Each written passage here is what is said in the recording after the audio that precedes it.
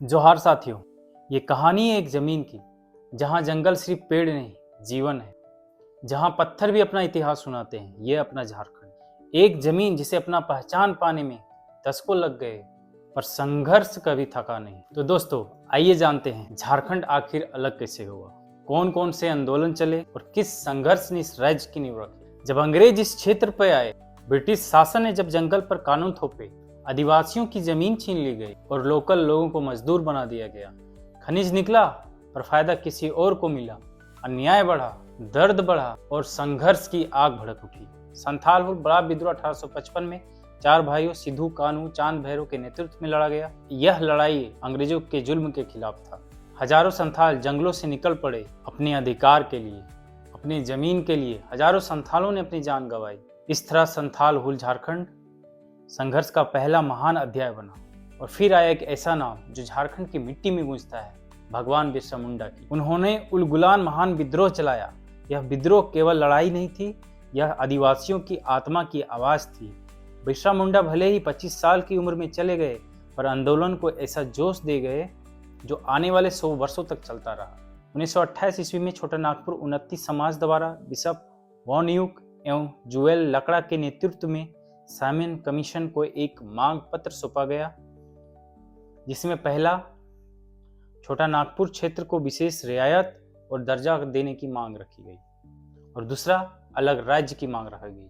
पहला मांग तो अंग्रेजों द्वारा स्वीकार कर लिया गया, लेकिन दूसरा मांग को अस्वीकार कर दिया गया। फिर 1938 में छोटा नागपुर उन्नति समाज की वार्षिक सभा में 5 आदिवासी संगठनों को मिलाकर एक छोटा नागपुर संथाल परगना आदिवासी सभा बनाया गया।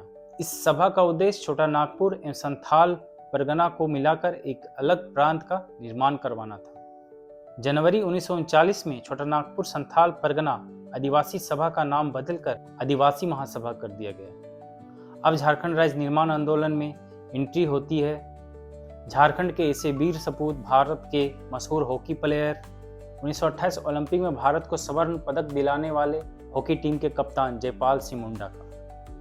एक बार जब वो पटना आते हैं और जब उन्हें झारखंड के आंदोलन के बारे में पता चलता है, यहाँ के आदिवासियों के संघर्ष के बारे में पता चलता है, तो यहाँ के आदिवासी महासभा के सदस्यों द्वारा उन्हें आमंत्रित किया जाता है अपने सम्मेलन पर, जहाँ उन्हें लोग प्यार से मरांग गोम के उपनाम देते हैं। 1950 में जयपाल सिंह मुंडा ने आदिवासी महासभा के जगह झारखंड पार्टी बनाई, जिससे झारखंड निर्माण आंदोलन को और जोर मिलता है। इसमें झारखंड के सभी निवासी को इसमें जोड़ा भी जाता है और ये झारखंड पार्टी बिहार विधानसभा 1952 के विधानसभा चुनाव में फाइट भी करती है, जिसमें 33 सीट अपने नाम कर लेती है और झारखंड पार्टी के नेता सुशील कुमार बागे को विपक्ष का नेता चुना गया। लेकिन 1957 के चुनाव में 32 सीट मिलती है और 1957 से 1962 आते आते 1962 के चुनाव में यह पार्टी 20 सीटों तक ही सिमट के रह जाती है।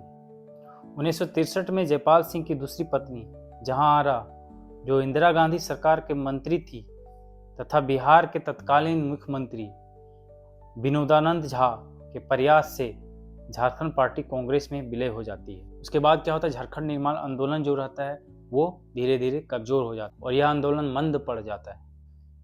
हालांकि 1969 को जयपाल सिंह मुंडा ने झारखंड पार्टी को पुनर्जीवित करने के उद्देश्य से इस्तीफा दे दिया, लेकिन अगले ही वर्ष उनकी मृत्यु हो जाती है और इस तरह आंदोलन और कमजोर पड़ जाता है और छोटे छोटे जो झारखंड पार्टी रहती है वो छोटे छोटे दलों में टूट जाती है, छोटे छोटे संगठनों में टूट जाती है। एक बार फिर 10 वर्षों के बाद 4 फरवरी 1973 को धनबाद के गोल्फ मैदान में विनोद बिहारी महतो, शिबू सोरेन और AK राय द्वारा झारखंड मुक्ति मोर्चा का गठन किया जाता है। इसमें अध्यक्ष विनोद बिहारी महतो होते हैं और महासचिव शिबू सोरेन और संस्थापक सदस्य AK राय होते हैं। और फिर इस कहानी में एंट्री होती है निर्मल महतो की। निर्मल महतो जो कि बहुत ही तेज बोलने में तेज, युवाओं को आकर्षित करने वाले और गर्म खून के नेता थे, जिसने अपनी विरोधियों की बैंड बजा के रखी थी।